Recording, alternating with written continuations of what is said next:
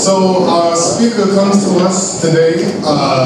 He resides in Oakland, California. He comes by way of Brussels, Belgium, where he just came back from a European tour.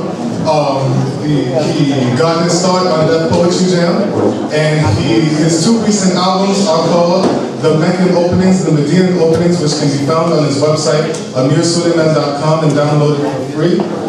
His recent book is called Love, Gnosis, and Other Suicide Attempts. So without further ado, let me introduce to you the one, the only Amir Sulaiman.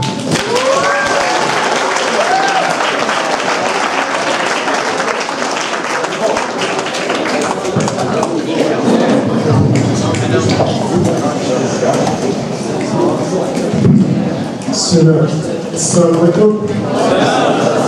How are you? Okay. So as you said, my name is Amir Sulaiman. I write poems and I say them. That's why I'm here, to say poems.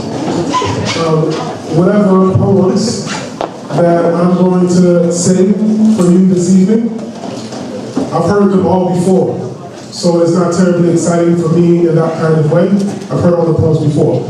However, I'm saying them to you here for the first time. And so you being here is the only thing making it special for me. Otherwise, I can recite poems laying in my bed. That would be nice, recite poems laying in my bed. But instead, I'm here with you to recite the poems. So you being here is the only thing making this worthwhile. So first, I would like to thank you for being here. Beyond that, essentially the special thing about me being here, you know what I thought that was hanging from the ceiling? I thought they were loofahs. Is that only what I thought?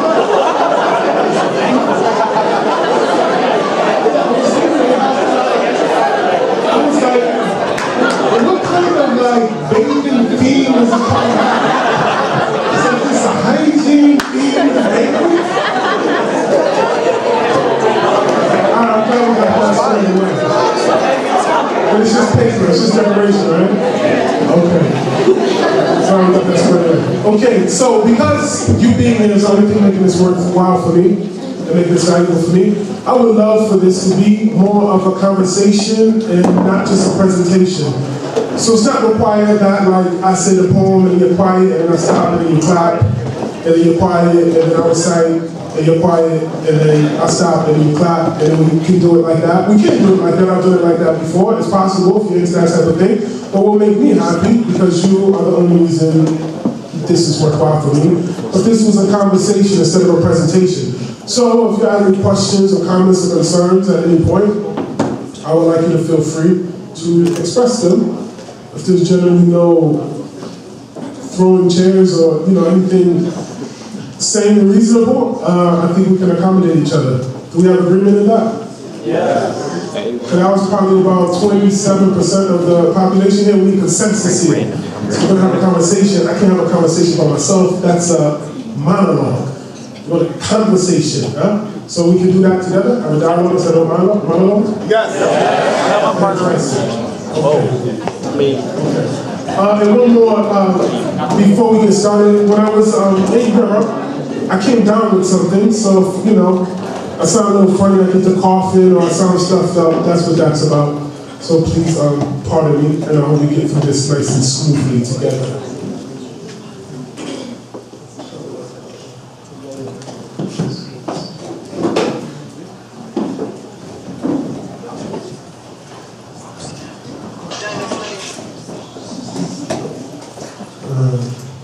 They say the Lord will come like a thief in the night. Perhaps the Lord will come in the things that I write, in the things that we bleed, in the things that we read, in the things we recite. Maybe the afraid I'll spit fire and these streets will ignite, or that I'll spit water and these streets will give life. And I've learned the thing that pulls a thing to the pipe is the same thing that pulls a human being to the light. The love of love, a means to cope. So I try to inhale their dreams and exhale hope.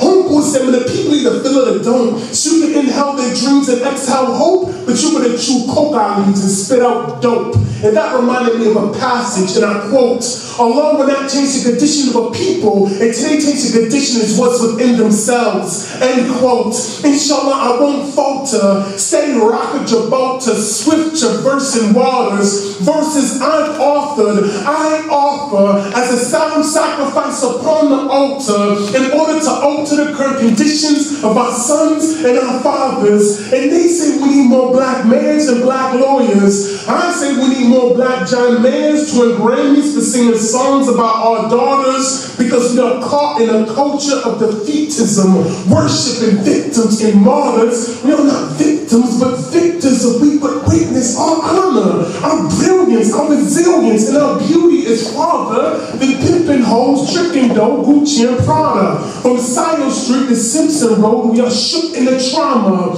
of terrorism that precedes Al-Qaeda and Osama. Forget Bin Laden, Ben Franklin enslaved my great-great-grandmama, comma, great-great-grandfather, comma, indigenous nations of reservations, comma, woke up in a coma, sleep. So the truth will have to come like a thief in the night. But if you're awake, you'll hear it in the things that we write, in the things that we bleed, in the things we recite. And because the truth will come like a thief in the night, being awake, I've learned, is the meaning of life.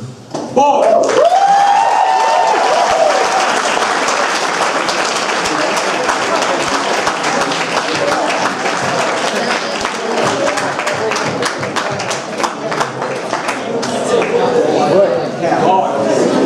Are there any questions, comments, concerns?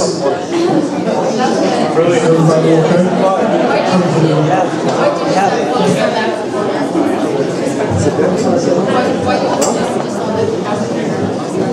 Okay, I'm going to repeat the question, and so if I get it wrong, you can correct it. That's in general, I'm going to repeat the question, but if I goof it up, or if I have the wrong interpretation, you can answer. She asked me, why did I only focus on the African American perspective? Because I'm black. That's the first thing.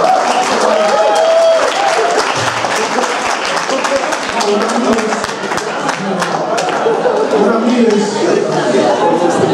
that wasn't even the joke part. That was the serious part. What I mean is that the beauty of art, you know, the beauty of poetry or painting or film is for the rest of the human beings to experience the perspective of one human being, you know? So if I'm reading a woman's poetry or an Arab's poetry or a paraplegic's poetry or whatever, part of the advantage of that is I get to see the world through the eye of someone that's not me. That's the first part of the answer. And secondly, but the poem itself isn't really just about being black. I think the only lines that deal specifically with being black, as I mentioned in the two lines, enslaved my grandfather and my grandmother, in jail, right, black John Mayer. But then I mentioned, with the black person, I mentioned a white person. But this is it was a poem that was born out of a feeling of defeatism and trying to rise above that.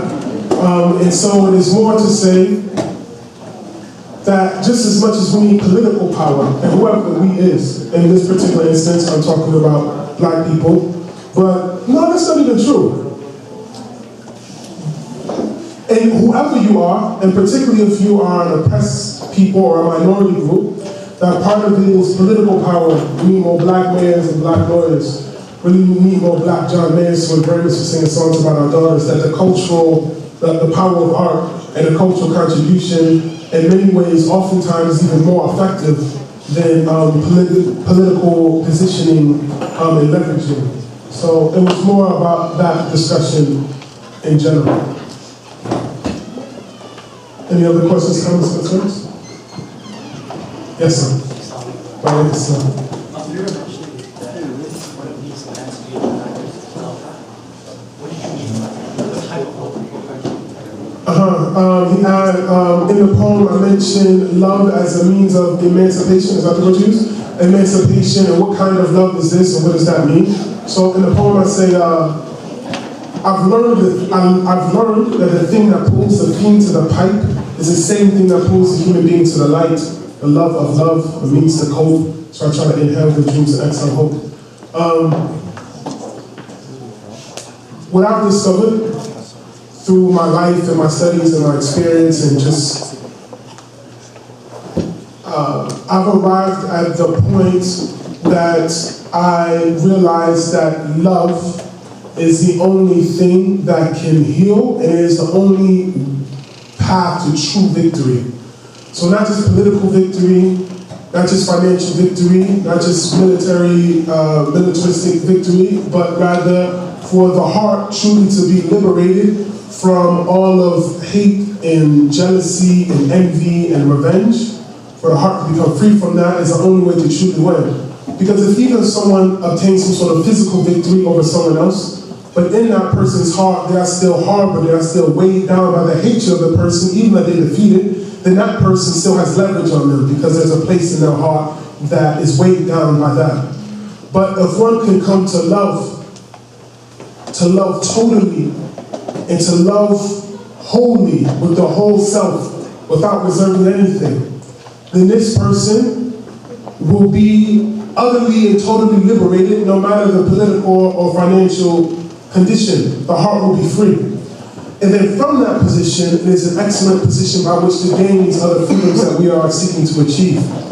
So it is just an indication of not to leave off the inner affair in search of the inner liberation, in search of the outer liberation, because we see liberator after liberator. This person is a tyrant. These people overcome this person. And then this person becomes a tyrant, and these people overcome these people, because there's no actual victory taking place. It is the vice of greed, the vice of hatred, the vice of arrogance, and other people are just inheriting the same vice. But it's not, the vice is still staying there, so there is no true victory. But once the vice can be laid waste to the vice, and the only way that can happen is by virtue, and the virtue is the only thing that can wipe away vice. Vice can't wipe away vice. And the greatest virtue of all virtues is love. Yes. Yes, please. So you were mentioning about all these different vices, and it becomes very clear that all these vices are manifestations of the love of destiny. And that love, the only love that can replace the love of destiny, in tradition it comes that there is a pit down that is as deep as the love of Bani Adam's love for this dunya. So you can imagine how deep that is. And if one replaces that with divine love for Allah subhanahu wa ta'ala, and one will overcome this state of darkness, the same reason why the fiend goes to the crack. One is looking for some type of meaning. Okay, I'm going to try to reiterate that correctly if I make it out. So he's saying, do I agree that all of those vices are really rooted in the vice of the love of this world? And the only love that can transcend that vice is the love of Allah. And that is the means of perfection and the means of liberation. Yes, I agree with you that having that the main vice is the love of this world, but not just this world, like of things. It is the love of our egos, our I-ness, our identity. So when we associate ourselves with our ego, then we're afraid. It brings about fear and jealousy and all the other vices. So not just the love of this world, meaning things and money and wealth and things like that, but even when someone doesn't have any of that, say a person is poor and they don't have anything, still their ego is still hungry, it's still desirous. So leaving off this world, including our own selves, in preference for the divine love, for sure. I think it's the great awakening, the great liberation. I'm going to recite another poem, okay? Okay, yes, please. I just did one poem. You're like, we're kind of done. Was it the Luther thing? I didn't mean to insult you. I was just saying that's what didn't apply to me. I don't want the person to decorate the place to feel bad. And no one else agreed with me, it was only me. No, so it was a great job. So, if you guys were supposed to say that, because then the person going to feel bad. It was just me. It's still pretty. That's important. It's still pretty. All right. Okay.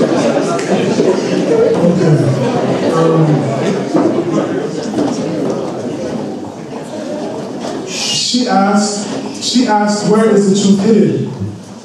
I laughed, not because she asked, but because as I'm living, I learned that the truth is hidden everywhere. Literally everywhere. In fact, there is no place you can scour, search, or visit except the truth is in it. The truth is hidden, even in the question, where is the truth hidden? In truth, the truth isn't hidden. It can't be hidden. It is the true and living. Those that are seeking to hide the truth try to convince me that they hid it, but they didn't. It is not that the truth isn't being spoken, we are just not ready to listen. Certainly we are not ready to listen. And you may be at home in my poem, but if not, you may just visit. And if you can't visit, I mean, maybe you shouldn't listen. My poetry isn't for everyone. It's no navy blue Yankee fitted. In fact, it's highly acidic, enough to burn to the mind of a critic. Why be a cynic? When we're moving beyond the speed of light, there is no difference between time and distance. Such I am both here and there in the same instant. For instance, I'm both man and infant, both devil and angel. I'm both the witness and the witness, both monk and misfit. I am the medicine in this sick. If you would like to know what the truth is, and I wrote the answer, the axis of the seven senses, and I told sis, hold this close to your heart and to your soul sit still when it's summer solstice. She said, I can't keep my soul still, it's hard to hold my focus. She said, I've noticed that I can't seem to focus on any real goals, I can only focus on what's closest. She asked me, how do you know what your goal is? And I said, I don't. How does one save the souls of the soulless? An eviction notice stapled to the heart of the heedless, souls left homeless, no place to reside in, so they hide out and slide in the bodies of two-eyed men. So my lyricism is an exercise in exorcism, but the exoteric call it esotericism. I learned jihad from Rumi. The Sunni call me Shia, the Shia call me Sufi. The Fed say I have WMDs for what I do with the loose leaf, because what I do with the loose leaf make devils lose sleep. And I don't care who's on whose beam. I follow the one who ascended the seven heavens and lands on 2 feet. And it may be too deep, but it is only by his light that you can see through me. And if by his light we have sight, then what is the meaning of day and what is the meaning of night? And I would like not to say that I'm living at night, but I'm living very late asr. Inna l'insana lafi khusr. Rough translation, I'm a loser. I aim to block his light, yet claim to follow his sunnah. The truth is, I wish I could sing, so I could mask the bitter truth with sweet melody. Unfortunately for both you and me, I only know how to speak straight, with direct diction that doesn't allow for mistakes. She said, but you speak so whole, why the beat breaks, it's so ill, it's so real. I said, it's so real, but I'm so fake. She said, but you sound so sure. I said, that's the point, I'm not sure. I'm barely afloat in the sea without shore. And if you've seen what I saw, then you will certainly know that certainty without flaw is often delusion and no certainty at all. And when it is certainly certainty, it is like a drunken monk, a man soul on his square, looking at any moment he will fall. But he never falls. And at that moment she paused and began to recite Vagabond. I was surprised she didn't memorize my whole poem, she said. If I'm a traveler in this world, then where do I find home? I say just keep your nose to the grindstone. Tell your mind to never mind the unknown. This is why I rhyme like the Spirit of God is in my poem, because in the beginning there was the Word. And before that there was the unheard, the unseen. There is nothing past but the present. There is nothing past the past but the present. Just as the moon begins with the crescent, it seems that way, but in that there is the lesson. The whole moon's always present. The whole moon's always present. The whole moon's always present. The whole moon's always present. The whole moon's always present.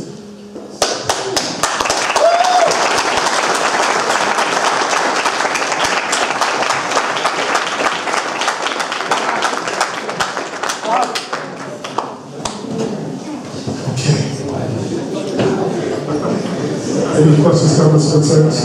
I'm just checking in with you guys, making sure you guys are okay. Are you guys okay? Yes. Okay, good. No questions or comments, concerns? Poetic he said that means like man is at last. Oh, right. So he asked when I quoted Surah Al-Asr, so I'm trying to find the line. Oh, I don't care who's on whose team. I follow the one who ascended the 7 heavens and lands on 2 feet. You guys know what that line means? What does it mean? Rasulullah sallallahu alaihi wasallam, when he ascended through the 7 heavens on the night of the ascension, the night journey of the ascension. So I'm saying, I follow the one who ascended the 7 heavens and lands on 2 feet. And it may be too deep, but it is only by his light that you can see through me. And if by his light we have sight, then what is the meaning of day and what is the meaning of night? So one is to have the light and one is to not have the light, right? What's the meaning of day and what? I said, I would like not to say that I'm living at night. I'm hoping I'm not that bad, that I'm not living with any of the light, right? I would like not to say that I'm living at night, but I'm living very late Asr.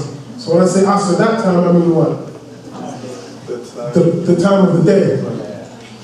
I would like not to say that I'm living at night, but I'm living very late Asr, meaning I'm almost at night, but I'm not quite at night. And I'm saying I hope at least that I'm there instead of Maghrib.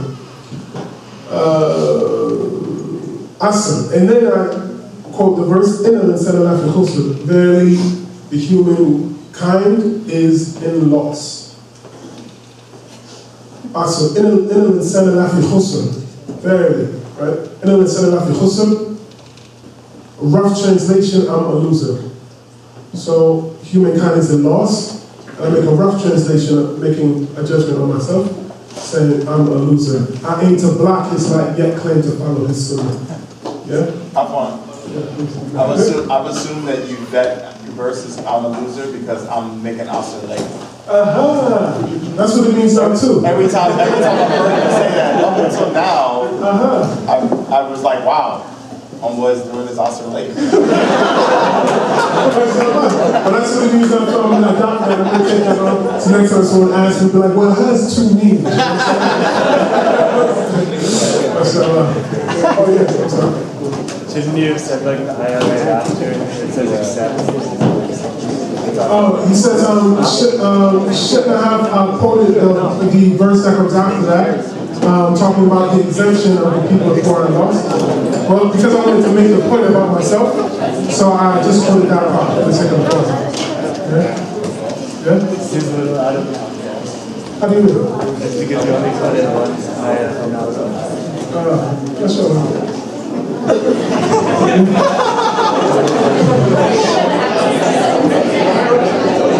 are you guys so loud? Hey, she's trying to answer a question. She's sitting right in front of me. I can't even hear her. What's wrong with you guys, huh? I'm just joking. You guys got serious. I mean, I wanted you to get quiet, but you guys were all like, the teacher's mad at us. We're not going to get any recess. I'm sorry, go ahead. I just asked, what did you mean by access to 7 senses? And if you would like to know what the truth is, I wrote the answer, which is the access to the 7 senses. What I'm talking about, and actually that's a really obscure line, but what I'm talking about in that line is the meeting place of the 7 energy centers in the body. Basically saying that if you come to know yourself, then you will come to know the truth. Sayyidina Muhammad sallallahu alaihi wasallam is saying, anyone who knows themselves, they will know Allah, and anyone who knows Allah, they will know themselves.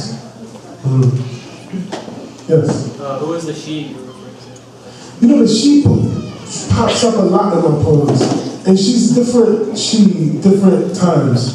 So it's a conversation that I'm having with myself, but instead of just saying my ideas, I create a counterbalance for my ideas to facilitate kind of a dynamic conversation. And oftentimes it's a woman. I think maybe because I like women. But I don't know, it's not like she's a she.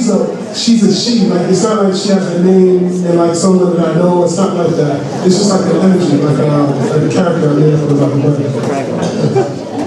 With the line at the end with the crescent, is it just like, is the moon representing like truth? Like you were saying, the truth's always there, but it's something it's not really hidden, it's always there. Is it just that, or is it more different? There's more. He said in the last time when I said, just as the moon begins with the crescent, it seems that way, but that there is the lesson, the whole moon's always present. So is that just representing the moon? Or is there more to it? I mean, representing the truth? Or is there more to it? It's more to it. Actually, it means a lot of things. So part of it means Sayyidina Muhammad sallallahu alaihi wasallam. Part of it means the truth. Part of it means yourself and your own self-knowledge. Part of it means time. Part of it means life and death. Saying it's all always present. So I say there's nothing past for the present. There's nothing past the past for the present. It's only the now. So the now is ever present, although it seems like we're experiencing it in days and months and so on. But it's just one moment of truth. Yeah, I'm gonna take one more. I'm gonna start another point. Yeah, okay, let me take this. When you're talking about the soul, what do you really mean? Because people talk about soul, but they don't define what is soul.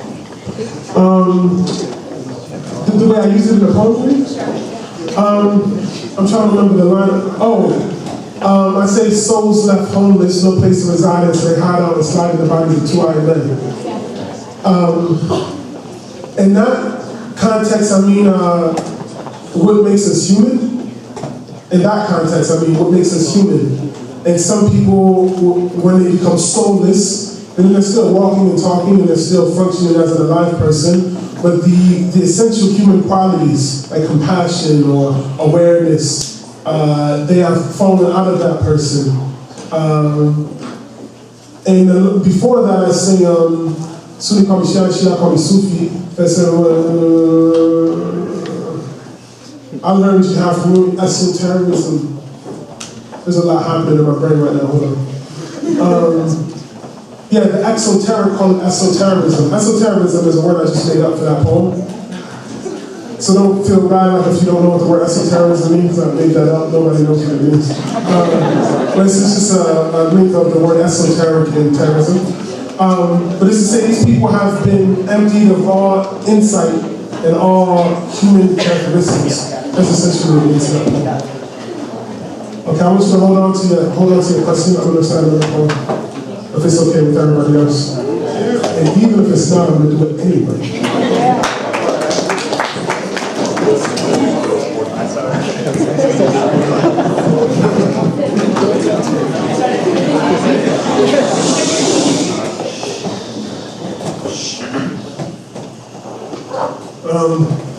This poem has 4 reasons for being. Number 1 is a poem of desperation. Number 2 is a poem to remind those that would like to be reminded. Number 3 is a poem to remind those who would like not to be reminded. Number 4 is to inform those that don't know. This poem, when I'm excited, sometimes I get rather excited, since I'm feeling not like breaking anything. And sometimes when I get too excited, the language falls victim to what's going on. So I'm going to try to recite this so that it's clear.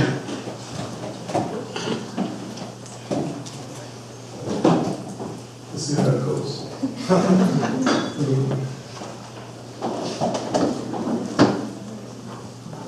I am not angry. I am anger. I am not dangerous. I am danger. I am abominable stress, idiotic, relentless. I'm a breath of vengeance. I'm a death sentence. I'm forsaken repentance to the beast and his henchmen, armed forces and policemen, the survival of oil in prisons, till the cup runneth over with lost souls that were oversized caps like blindfolds, shining necklaces like lassos, dragging them into black holes. And I may have to highlight Fidel Castro to get my other brother out of Guantanamo. And an innocence on death row is probably in the same proportion as the criminals in black robes that smack gavels, that smash homes, that smack gavels, that crack domes. Justice is somewhere between reading sad poems and 40-ounce of gas and crash through the windows. Justice is between plans and action, between writing letters to congressmen and clapping the captain, between raising legal defense funds and putting a gun on the bailiff and taking a judge captive. It is between prayer and fasting, between burning and blasting. Freedom It's between the mind and the soul, between the lock and the load, between the zeal of the young and the patience of the old. Freedom is between the finger and the trigger, between the page and the pen, between the grenade and the pen, between righteous anger and keeping one in the chamber. So what they gonna do with a man with a heart like Turner, a mind like Douglas, a mouth like Malcolm, and a voice like Chris? That's why I am not dangerous, I am danger. I am not angry, I am anger. I am abominable, stress, idiotic, but not less. I'm a breath of vengeance, I'm a death sentence. I'm forsaking repentance to the beast and his henchmen, armed forces and policemen. I'm a teenage Palestinian, opening fire at an Israeli checkpoint, point blank, checkmate, now what? I'm a fake victim, his cock, bang, bang, cock, now what? I am Sitting Bull with Colonel Custard's scalp in my hands. I am Sinclair with his slave trader's blood on my hands. I am Jonathan Jackson handing a gun to my man. I am David with his French shot in a rock. And if David lived today, he got a Molotov cocktail and a Glock. So I say down with Goliath. I say down with Goliath. But we must learn, know, write, read. We must kick, bite, yell, scream. We must pray, fast, live, dream, fight, kill, and die free.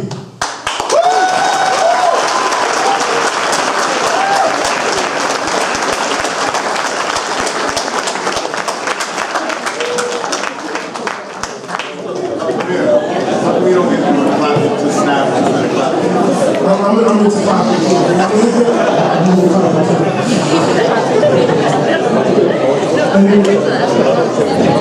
Any questions, comments, concerns?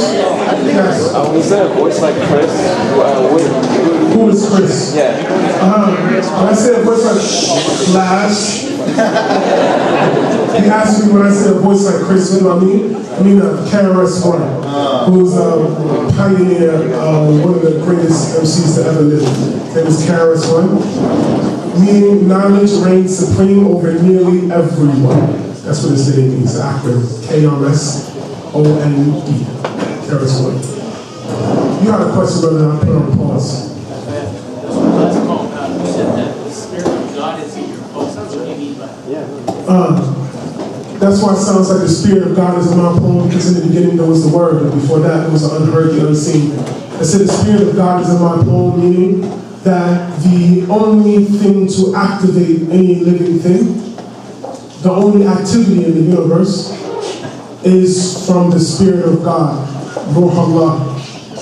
And so when that thing is especially activated, then this is when we feel something, we experience something.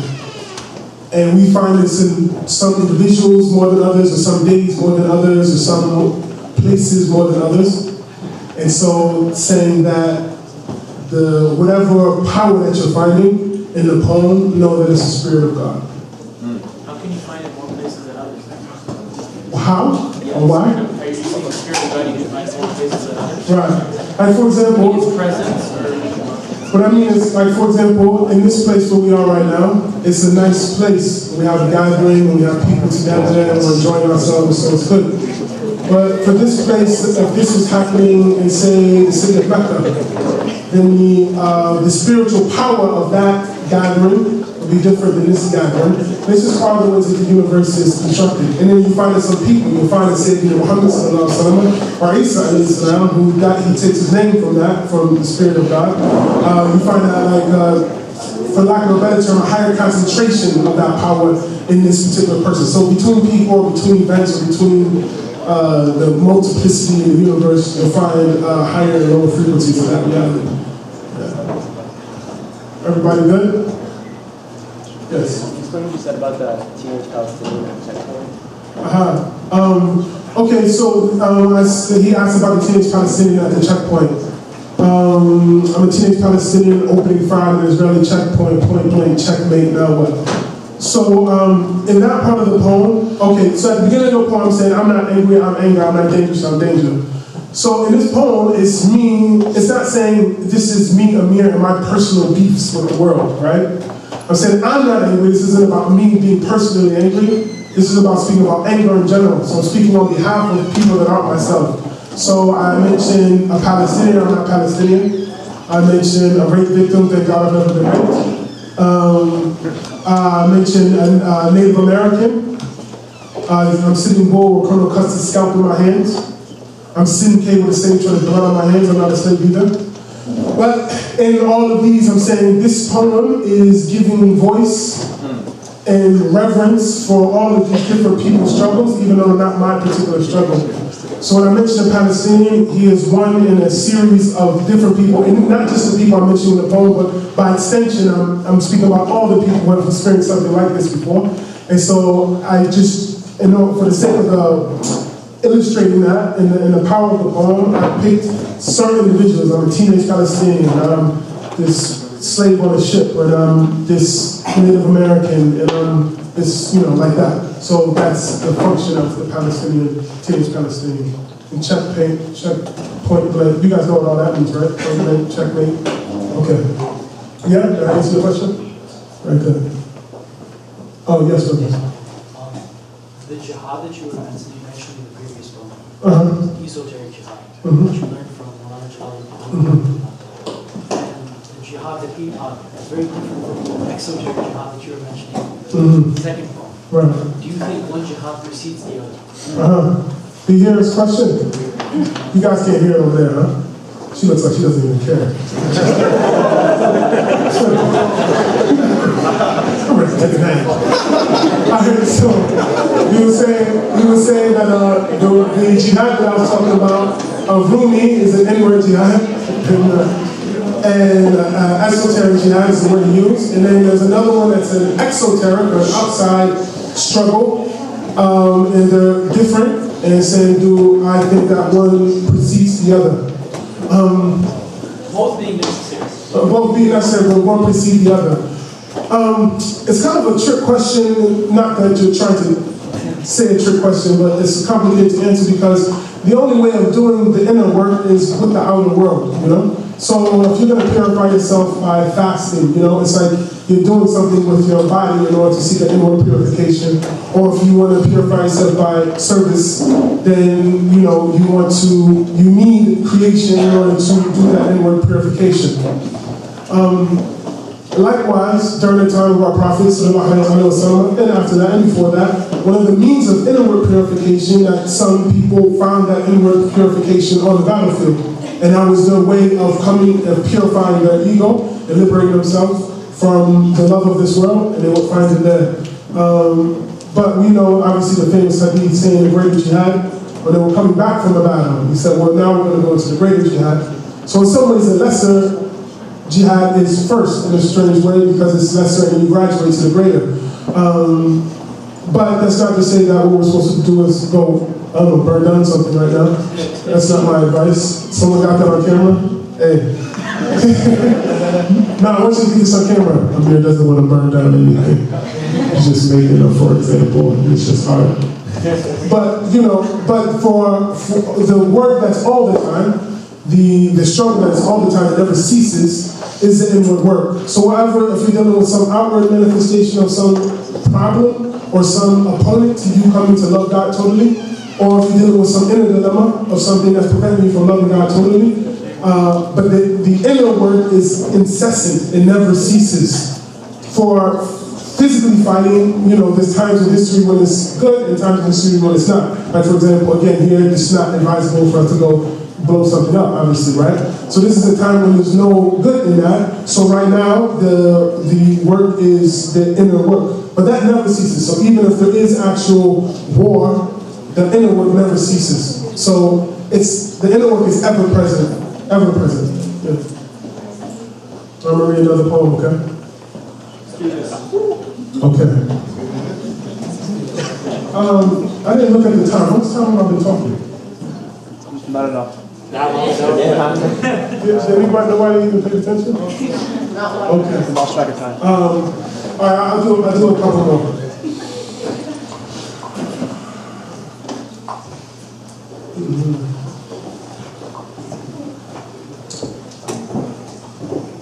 Okay.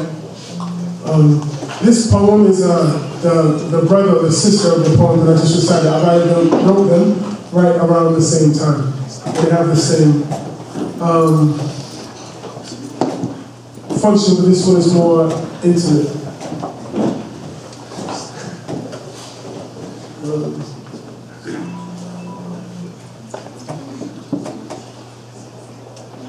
I'm a dead man walking, a mute man talking, a blind man watching my brothers die. And I've built our coffins much too often, and it gets so dark when our mothers cry. I know more than I want to, but not nearly enough. I thought I was writing for the love, but it just turned to be lust, and my trust in us was gullibility. The reality is just that I'm not who I was, nor who I will be. But sometimes I feel me visiting, and I fill me with the lush scent of soul, the flavor of feeling, a rush of color. I think the pleasure may kill me. The pressure squeezes and spills me into the language of the unseen, the unthought, and the undreamed. And my heart begins to pump the thick, rich fluid of verse, searching for a simple word or phrase to fill the phase between the wet nurse and the black hearse. And I know sometimes my words lack girth, lack depth, lack girth, lack the distance to travel from heaven to earth, or from mind to brain, or from soul to flesh. I hold my breath and I hollow hope that my hopes ain't hollow. It's just a message in a bottle, or a genie in a bottle, or a baby in the bottle, or wino in his bottle. The symphony of me is stuck in staccato like a broken breakbeat, breaking a vinyl into bits of blackness, spinning in circles. Come down, selector. Last night the DJ took my life and left the speakers empty and the speakers speechless and the dancers still dancing or not. They don't see our music as musing, merely amusing amusement. How could they know in basement booths we balance the nexus between where the soul and the flesh is, where the science of intellect is? We rock genius like a necklace and drop jewels in gutters. But they fooled our mothers into thinking that they could raise sons in the darkness of night. But isn't the night always dark before the sun is raised? And when the sun is raised, doesn't he make the block hot? And the eyes squint, and the breath sweat, and the trees grow, and the children play. The raised sun makes the pavement see the wavy apparitions, the mirage of future. But I know I'm a dead man walking, a mute man talking, a blind man watching my brothers die. And I've built our coffins much too often, and it gets so dark when our mothers cry. So now, I'm walking a thin line between love and hate, between words that are spoken and beats that break. There's a thin line between a bullet in the chamber and a bullet in the brain. I'm civilized, same with a little savage in me. It's not a little savage in me, it's a lot of passion in me. And sometimes the soul rolls out of control without a glass of Henny. And some men are fine with being slaves just as long as master's friendly. And others spit fire at master until the map is empty. You don't need to pass a semi to see the assassin in me, but know that no soul is taken accidentally. The angel of death has an itinerary and snatch you right out of your Bentley, right out of your Gucci jeans, and right out of your Fendi, right out of your dashiki, and right out of your Allah has written his book and is no erasing the pen's ink. So why do we ignore what God knows and rely on what men think? We're just boys in a back street trying to get in sync. But my balance is off.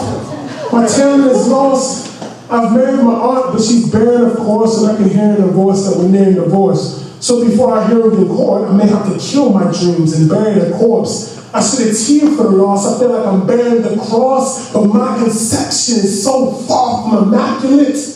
For the most part, we a bunch of bastard kids. Our fathers are gone. Copeland cycle said a master kiss because our lives are dead wrong. But resurrected like Lazarus because our mothers are strong. And our romance is about as romantic as the master's kiss, but we have got to move on. And our lives are about as painful as the master's whip, but we have got to move on. And I wish I could just sing for justice, but I know no such song. I know about Shahada, Salah, and Quran, Jihad, martyrdom, and whole bombs. And sure, they're gonna say I'm wrong for talking about homemade bombs, but a leader of the free world can drop A-bombs and napalm and got the nerve to ask why do they hate us when they still got the blood on their palms. When they stayed long and sang songs about freedom and justice all bloody day long.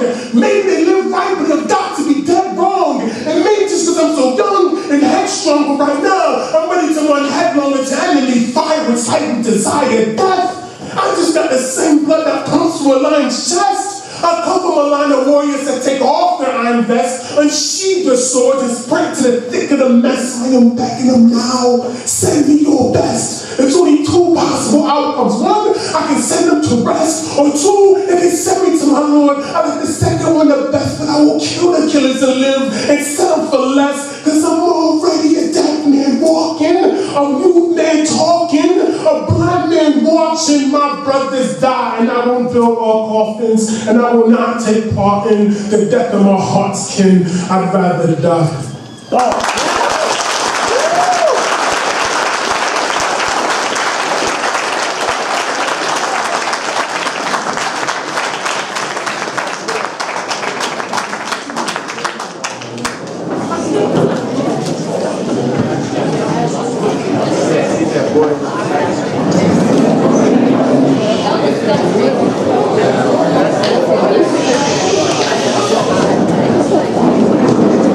I've yet to learn the secret art.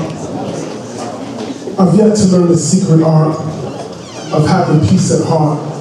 I take the angst and the anger, make a piece of art, and then I speak it and I share it, and the peace departs to find its home in the warmth of the people's hearts.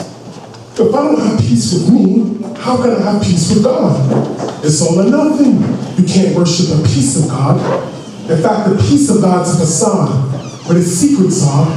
You worship God, remember God, until you're seeing God. And then you're hearing and you're seeing in the being God.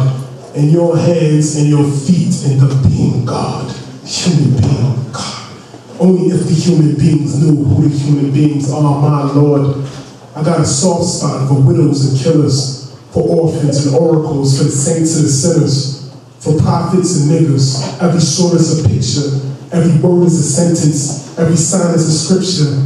This world, this life is mostly lies and fitna. Everything in this world is cursed except for those who remember. So I open the universe and wrote a poem in the center, a post-it note, you hold it close like your coat in the winter.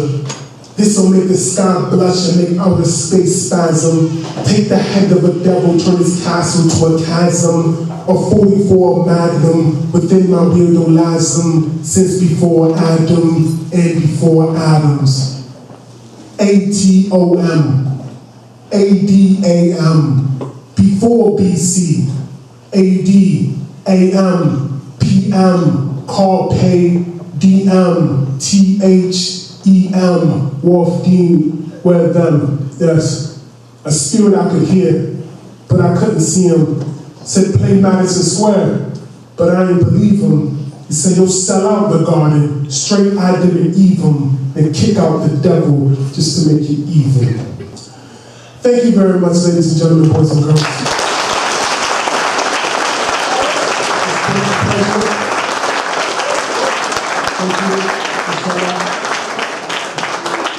It's been a pleasure sharing with you. Thank you guys very much for talking with me. And any other questions, comments, concerns, you can find me wherever you find everybody else. It's Twitter, Facebook, Instagram. Everything is just my name, Amir Sulaiman. So if you need to find me, you can find me there. Okay? So thank you very much.